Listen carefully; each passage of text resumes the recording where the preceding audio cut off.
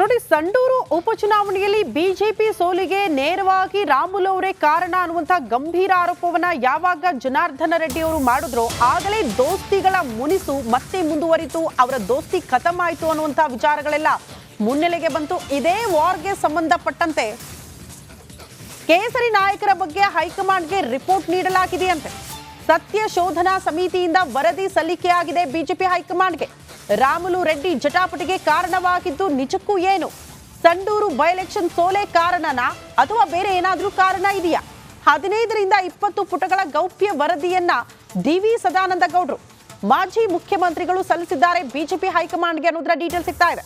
ಏನಿದೆ ಆ ರಿಪೋರ್ಟ್ ಅಲ್ಲಿ? ಯಾರಿಗೆ ಟೆನ್ಷನ್, ಯಾರಿಗೆ ವಾರ್ನಿಂಗು ಇಂತ ಬಹುತೇಕ ಪ್ರಶ್ನೆಗಳಿದೆ. ರಾಜ್ಯ ಬಿಜೆಪಿಯಲ್ಲಿನ ಬಣ ಬಡಿದಾಟ ಈಗ ಕ್ಲೈಮ್ಯಾಕ್ಸ್ ಹಂತಕ್ಕೆ ತಲುಪಿದೆ. ಇಷ್ಟೆಲ್ಲ ಬಣ ಬಡಿದಾಟಕ್ಕೆ ಕಾರಣ ಆಗಿದ್ದು ಒಂದು ರಾಜ್ಯಾಧ್ಯಕ್ಷರ ಬದಲಾವಣೆ, ಮತ್ತೊಂದು ಕಡೆ ಸಂಡೂರು ಸೇರಿದಂತೆ ಕೆಲ ಬೈ ಎಲೆಕ್ಷನ್ ಕ್ಷೇತ್ರಗಳ ಉಪಚುನಾವಣೆ ಸೋಲು ಕೂಡ ದೊಡ್ಡ ಮಟ್ಟದಲ್ಲಿ ಸದ್ದು ಮಾಡಿತ್ತು. ಬೈ ಎಲೆಕ್ಷನ್ ಸೋತಂಥ ಕ್ಷೇತ್ರದ ಸಂಬಂಧಪಟ್ಟಂತೆ ಒಂದು ರಿಪೋರ್ಟನ್ನು ಕೂಡ ಹೈಕಮಾಂಡ್ ನಾಯಕರಿಗೆ ಸಲ್ಲಿಸಿದ್ದಾರೆ. ಅದರ ಕುರಿತಂತೆ ಎಕ್ಸ್ಕ್ಲೂಸಿವ್ ಆಗಿ ಸದಾನಂದ ಗೌಡರನ್ನೇ ಮಾತಾಡಿಸ್ತಾ ಹೋಗ್ತಾನೆ. ಸರ್ ನಮಸ್ತೆ.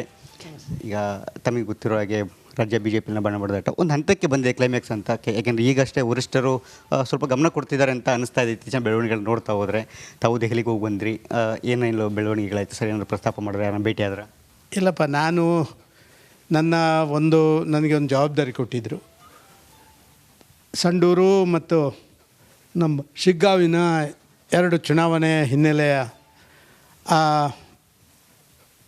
ಬಗ್ಗೆ ಒಂದು ಸತ್ಯಶೋಧನಾ ಸಮಿತಿ ಮಾಡಿ ಅದರಲ್ಲಿ ನನ್ನನ್ನು ಮತ್ತು ಮಹೇಶ್ ಇಬ್ಬರನ್ನು ಅದಕ್ಕೆ ನಿಯೋಜನೆ ಮಾಡಿದ್ದರು. ನಾನು ಈಗಾಗಲೇ ಸಂಡೂರೆಂದು ನಾನು ವರದಿಯನ್ನು ಕೊಟ್ಟಿದ್ದೀನಿ. ಇತ್ತೀಚೆಗೆ ಮಾಧ್ಯಮಗಳಲ್ಲಿ ಬೇರೆ ಬೇರೆ ರೀತಿಯಲ್ಲಿ ಶ್ರೀರಾಮುಲು ಮತ್ತು ನಮ್ಮ ಪ್ರಮುಖರ ಜೊತೆ ಏನೋ ಸ್ವಲ್ಪ ಗಡಿಬಿಡಿಗಳಾಗಿದೆ, ಮತ್ತೊಂದಾಗಿದೆ ಅಂತ ಹೇಳುವಂಥದ್ದು ಮಾಧ್ಯಮದಲ್ಲಿ ಬಂದದನ್ನು ನಾನು ಕಂಡಿದ್ದೇನೆ, ನೋಡಿದ್ದೇನೆ. ಅವರ ಮಾಹಿತಿಗಳನ್ನು ಪಡ್ಕೊಂಡು ಒಂದು ವರದಿಯನ್ನು ಕೊಡುವಂಥದ್ದು. ಇದನ್ನು ಕಾನ್ಫಿಡೆನ್ಷಿಯಲ್ ವರದಿ. ಇದನ್ನು ನಾನು ಕೇಂದ್ರದ ನಾಯಕರಿಗೆ ಕೊಟ್ಟಿದ್ದೀನಿ.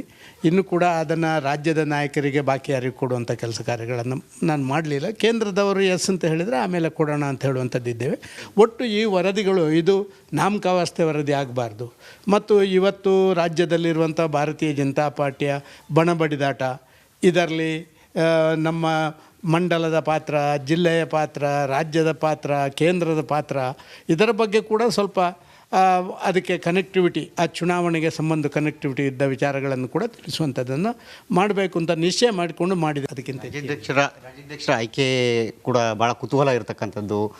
ನನಗೆ ಅಂತ ಕುತೂಹಲ ಅಂತ ಇನ್ನು ಅನ್ನಿಸ್ತಾ ಇಲ್ಲ.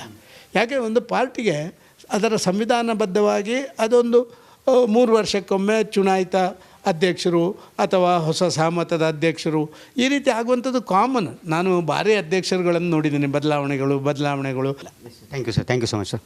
ಇದಿಷ್ಟು ಕೂಡ ಮಾಜಿ ಮುಖ್ಯಮಂತ್ರಿಗಳಾದ ಡಿ.ವಿ. ಸದಾನಂದ ಗೌಡರ ಮಾತು. ಕ್ಯಾಮ್ರಾ ಪರ್ಸನ್ ಸದಾಶಿವ ಜೊತೆ ಸುರೇಶ್, ರಿಪಬ್ಲಿಕ್ ಕನ್ನಡ, ಬೆಂಗಳೂರು. ನೋಡಿ, ಸಂಡೂರು ಉಪಚುನಾವಣೆಯಲ್ಲಿ ಬಿಜೆಪಿ ಸೋಲಿಗೆ ನೇರವಾಗಿ ರಾಮುಲು ಅವರೇ ಕಾರಣ ಅನ್ನುವಂತ ಗಂಭೀರ ಆರೋಪವನ್ನ ಯಾವಾಗ ಜನಾರ್ದನ ರೆಡ್ಡಿ ಅವರು ಮಾಡಿದ್ರು ಆಗಲೇ ದೋಸ್ತಿಗಳ ಮುನಿಸು ಮತ್ತೆ ಮುಂದುವರಿತು. ಅವರ ದೋಸ್ತಿ ಖತಮ್ ಆಯಿತು ಅನ್ನುವಂತ ವಿಚಾರಗಳೆಲ್ಲ ಮುನ್ನೆಲೆಗೆ ಬಂತು. ಇದೇ ವಾರ್ಗೆ ಸಂಬಂಧಪಟ್ಟಂತೆ ಕೇಸರಿ ನಾಯಕರ ಬಗ್ಗೆ ಹೈಕಮಾಂಡ್ಗೆ ರಿಪೋರ್ಟ್ ನೀಡಲಾಗಿದೆಯಂತೆ. ಸತ್ಯ ಶೋಧನಾ ಸಮಿತಿಯಿಂದ ವರದಿ ಸಲ್ಲಿಕೆಯಾಗಿದೆ ಬಿಜೆಪಿ ಹೈಕಮಾಂಡ್ಗೆ. ರಾಮುಲು ರೆಡ್ಡಿ ಜಟಾಪಟಿಗೆ ಕಾರಣವಾಗಿದ್ದು ನಿಜಕ್ಕೂ ಏನು? ಸಂಡೂರು ಬೈ ಎಲೆಕ್ಷನ್ ಸೋಲೆ ಕಾರಣನಾ ಅಥವಾ ಬೇರೆ ಏನಾದರೂ ಕಾರಣ ಇದೆಯಾ? 15ರಿಂದ 20 ಪುಟಗಳ ಗೌಪ್ಯ ವರದಿಯನ್ನ ಡಿ.ವಿ. ಸದಾನಂದ ಗೌಡ್ರು ಮಾಜಿ ಮುಖ್ಯಮಂತ್ರಿಗಳು ಸಲ್ಲಿಸಿದ್ದಾರೆ ಬಿಜೆಪಿ ಹೈಕಮಾಂಡ್ಗೆ ಅನ್ನೋದರ ಡೀಟೇಲ್ ಸಿಗ್ತಾ ಇದೆ. ಏನಿದೆ ಆ ರಿಪೋರ್ಟ್ ಅಲ್ಲಿ? ಯಾರಿಗೆ ಟೆನ್ಷನ್, ಯಾರಿಗೆ ವಾರ್ನಿಂಗು ಇಂತ ಬಹುತೇಕ ಪ್ರಶ್ನೆಗಳಿದೆ. ರಾಜ್ಯ ಬಿಜೆಪಿಯಲ್ಲಿನ ಬಣ ಬಡಿದಾಟ ಈಗ ಕ್ಲೈಮ್ಯಾಕ್ಸ್ ಹಂತಕ್ಕೆ ತಲುಪಿದೆ. ಇಷ್ಟೆಲ್ಲ ಬಣ ಬಡಿದಾಟಕ್ಕೆ ಕಾರಣ ಆಗಿದ್ದು ಒಂದು ರಾಜ್ಯಾಧ್ಯಕ್ಷರ ಬದಲಾವಣೆ, ಮತ್ತೊಂದು ಕಡೆ ಸಂಡೂರು ಸೇರಿದಂತೆ ಬೈ ಎಲೆಕ್ಷನ್ ಕ್ಷೇತ್ರಗಳ ಉಪಚುನಾವಣೆ ಸೋಲು ಕೂಡ ದೊಡ್ಡ ಮಟ್ಟದಲ್ಲಿ ಸದ್ದು ಮಾಡಿತ್ತು. ಬೈ ಎಲೆಕ್ಷನ್ ಸೋತಂಥ ಕ್ಷೇತ್ರದ ಸಂಬಂಧಪಟ್ಟಂತೆ ಒಂದು ರಿಪೋರ್ಟನ್ನು ಕೂಡ ಹೈಕಮಾಂಡ್ ನಾಯಕರಿಗೆ ಸಲ್ಲಿಸಿದ್ದಾರೆ. ಅದರ ಕುರಿತಂತೆ ಎಕ್ಸ್ಕ್ಲೂಸಿವ್ ಆಗಿ ಸದಾನಂದ ಗೌಡರನ್ನೇ ಮಾತಾಡಿಸ್ತಾ ಹೋಗ್ತಾನೆ. ಸರ್ ನಮಸ್ತೆ. ಈಗ ತಮಗೆ ಗೊತ್ತಿರೋ ಹಾಗೆ ರಾಜ್ಯ ಬಿಜೆಪಿನ ಬಣ ಬಡಿದಾಟ ಒಂದು ಹಂತಕ್ಕೆ ಬಂದಿದೆ, ಕ್ಲೈಮ್ಯಾಕ್ಸ್ ಅಂತ. ಯಾಕೆಂದರೆ ಈಗಷ್ಟೇ ವರಿಷ್ಠರು ಸ್ವಲ್ಪ ಗಮನ ಕೊಡ್ತಿದ್ದಾರೆ ಅಂತ ಅನಿಸ್ತಾ ಇದೆ. ಇತ್ತೀಚಿನ ಬೆಳವಣಿಗೆಗಳು ನೋಡ್ತಾ ಹೋದರೆ ತಾವು ದೆಹಲಿಗೆ ಹೋಗಿ ಬಂದ್ರಿ, ಏನೇನು ಬೆಳವಣಿಗೆಗಳಾಯ್ತು ಸರ್? ಏನಾದರೂ ಪ್ರಸ್ತಾಪ ಮಾಡಿದ್ರೆ, ಯಾರನ್ನ ಭೇಟಿ ಆದ್ರೆ? ಇಲ್ಲಪ್ಪ, ನನಗೆ ಒಂದು ಜವಾಬ್ದಾರಿ ಕೊಟ್ಟಿದ್ದರು. ಸಂಡೂರು ಮತ್ತು ನಮ್ಮ ಶಿಗ್ಗಾವಿನ 2 ಚುನಾವಣೆ ಹಿನ್ನೆಲೆಯ ಬಗ್ಗೆ ಒಂದು ಸತ್ಯಶೋಧನಾ ಸಮಿತಿ ಮಾಡಿ ಅದರಲ್ಲಿ ನನ್ನನ್ನು ಮತ್ತು ಮಹೇಶ್ ಇಬ್ಬರನ್ನು ಅದಕ್ಕೆ ನಿಯೋಜನೆ ಮಾಡಿದ್ರು. ನಾನು ಈಗಾಗಲೇ ಸಂಡೂರೆಂದು ಈಗಾಗಲೇ ನಾನು ವರದಿಯನ್ನು ಕೊಟ್ಟಿದ್ದೀನಿ.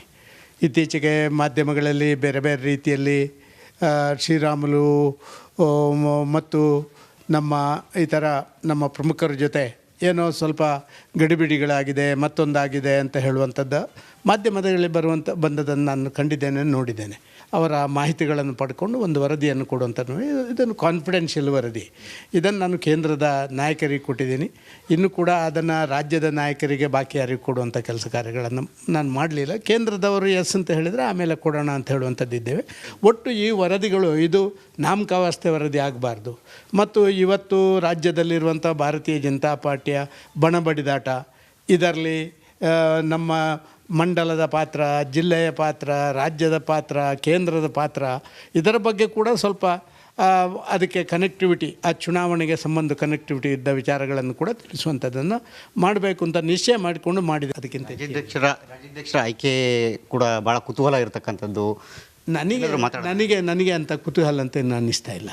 ಯಾಕೆ ಒಂದು ಪಾರ್ಟಿಗೆ ಅದರ ಸಂವಿಧಾನಬದ್ಧವಾಗಿ ಅದೊಂದು 3 ವರ್ಷಕ್ಕೊಮ್ಮೆ ಚುನಾಯಿತ ಅಧ್ಯಕ್ಷರು ಅಥವಾ ಹೊಸ ಸಹಮತದ ಅಧ್ಯಕ್ಷರು ಈ ರೀತಿ ಆಗುವಂಥದ್ದು ಕಾಮನ್. ನಾನು ಭಾರಿ ಅಧ್ಯಕ್ಷರುಗಳನ್ನು ನೋಡಿದ್ದೀನಿ, ಬದಲಾವಣೆಗಳು. Thank you so much sir. ಇದಿಷ್ಟು ಕೂಡ ಮಾಜಿ ಮುಖ್ಯಮಂತ್ರಿಗಳಾದ ಡಿ ವಿ ಸದಾನಂದಗೌಡರ ಮಾತು. ಕ್ಯಾಮ್ರಾ ಪರ್ಸನ್ ಸದಾಶಿವ ಜೊತೆ ಸುರೇಶ್, ರಿಪಬ್ಲಿಕ್ ಕನ್ನಡ, ಬೆಂಗಳೂರು. ನೋಡಿ, ಸಂಡೂರು ಉಪಚುನಾವಣೆಯಲ್ಲಿ ಬಿಜೆಪಿ ಸೋಲಿಗೆ ನೇರವಾಗಿ ರಾಮುಲು ಅವರೇ ಕಾರಣ ಅನ್ನುವಂಥ ಗಂಭೀರ ಆರೋಪವನ್ನ ಯಾವಾಗ ಜನಾರ್ದನ ರೆಡ್ಡಿ ಅವರು ಮಾಡಿದ್ರು ಆಗಲೇ ದೋಸ್ತಿಗಳ ಮುನಿಸು ಮತ್ತೆ ಮುಂದುವರಿತು. ಅವರ ದೋಸ್ತಿ ಖತಮ್ ಆಯಿತು ಅನ್ನುವಂಥ ವಿಚಾರಗಳೆಲ್ಲ ಮುನ್ನೆಲೆಗೆ ಬಂತು. ಇದೇ ವಾರ್ಗೆ ಸಂಬಂಧಪಟ್ಟಂತೆ ಕೇಸರಿ ನಾಯಕರ ಬಗ್ಗೆ ಹೈಕಮಾಂಡ್ಗೆ ರಿಪೋರ್ಟ್ ನೀಡಲಾಗಿದೆಯಂತೆ. ಸತ್ಯ ಶೋಧನಾ ಸಮಿತಿಯಿಂದ ವರದಿ ಸಲ್ಲಿಕೆಯಾಗಿದೆ ಬಿಜೆಪಿ ಹೈಕಮಾಂಡ್ಗೆ. ರಾಮುಲು ರೆಡ್ಡಿ ಜಟಾಪಟಿಗೆ ಕಾರಣವಾಗಿದ್ದು ನಿಜಕ್ಕೂ ಏನು? ಸಂಡೂರು ಬೈ ಎಲೆಕ್ಷನ್ ಸೋಲೆ ಕಾರಣನಾ ಅಥವಾ ಬೇರೆ ಏನಾದರೂ ಕಾರಣ ಇದೆಯಾ? 15ರಿಂದ 20 ಪುಟಗಳ ಗೌಪ್ಯ ವರದಿಯನ್ನ ಡಿ ವಿ ಸದಾನಂದ ಗೌಡರು ಮಾಜಿ ಮುಖ್ಯಮಂತ್ರಿಗಳು ಸಲ್ಲಿಸಿದ್ದಾರೆ ಬಿಜೆಪಿ ಹೈಕಮಾಂಡ್ಗೆ ಅನ್ನೋದರ ಡೀಟೇಲ್ ಸಿಗ್ತಾ ಇದೆ. ಏನಿದೆ ಆ ರಿಪೋರ್ಟ್ ಅಲ್ಲಿ? ಯಾರಿಗೆ ಟೆನ್ಷನ್, ಯಾರಿಗೆ ವಾರ್ನಿಂಗು, ಇಂಥ ಬಹುತೇಕ ಪ್ರಶ್ನೆಗಳಿದೆ. ರಾಜ್ಯ ಬಿಜೆಪಿಯಲ್ಲಿನ ಬಣಬಡಿದಾಟ ಈಗ ಕ್ಲೈಮ್ಯಾಕ್ಸ್ ಹಂತಕ್ಕೆ ತಲುಪಿದೆ. ಇಷ್ಟೆಲ್ಲ ಬಣಬಡಿದಾಟಕ್ಕೆ ಕಾರಣ ಆಗಿದ್ದು ಒಂದು ರಾಜ್ಯಾಧ್ಯಕ್ಷರ ಬದಲಾವಣೆ, ಮತ್ತೊಂದು ಕಡೆ ಸಂಡೂರು ಸೇರಿದಂತೆ ಬೈ ಎಲೆಕ್ಷನ್ ಕ್ಷೇತ್ರಗಳ ಉಪಚುನಾವಣೆ ಸೋಲು ಕೂಡ ದೊಡ್ಡ ಮಟ್ಟದಲ್ಲಿ ಸದ್ದು ಮಾಡಿತ್ತು. ಬೈ ಎಲೆಕ್ಷನ್ ಸೋತಂಥ ಕ್ಷೇತ್ರದ ಸಂಬಂಧಪಟ್ಟಂತೆ ಒಂದು ರಿಪೋರ್ಟನ್ನು ಕೂಡ ಹೈಕಮಾಂಡ್ ನಾಯಕರಿಗೆ ಸಲ್ಲಿಸಿದ್ದಾರೆ. ಅದರ ಕುರಿತಂತೆ ಎಕ್ಸ್ಕ್ಲೂಸಿವ್ ಆಗಿ ಸದಾನಂದಗೌಡರನ್ನೇ ಮಾತಾಡಿಸ್ತಾ ಹೋಗ್ತಾನೆ. ಸರ್ ನಮಸ್ತೆ.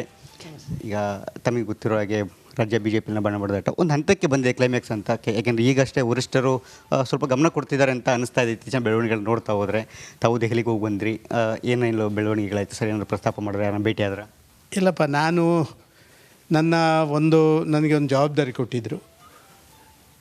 ಸಂಡೂರು ಮತ್ತು ನಮ್ಮ ಶಿಗ್ಗಾವಿನ 2 ಚುನಾವಣೆ ಹಿನ್ನೆಲೆಯ ಬಗ್ಗೆ ಒಂದು ಸತ್ಯಶೋಧನಾ ಸಮಿತಿ ಮಾಡಿ ಅದರಲ್ಲಿ ನನ್ನನ್ನು ಮತ್ತು ಮಹೇಶ್ ಇಬ್ಬರನ್ನು ಅದಕ್ಕೆ ನಿಯೋಜನೆ ಮಾಡಿದ್ರು. ನಾನು ಈಗಾಗಲೇ ಸಂಡೂರೆಂದು ಈಗಾಗಲೇ ನಾನು ವರದಿಯನ್ನು ಕೊಟ್ಟಿದ್ದೀನಿ.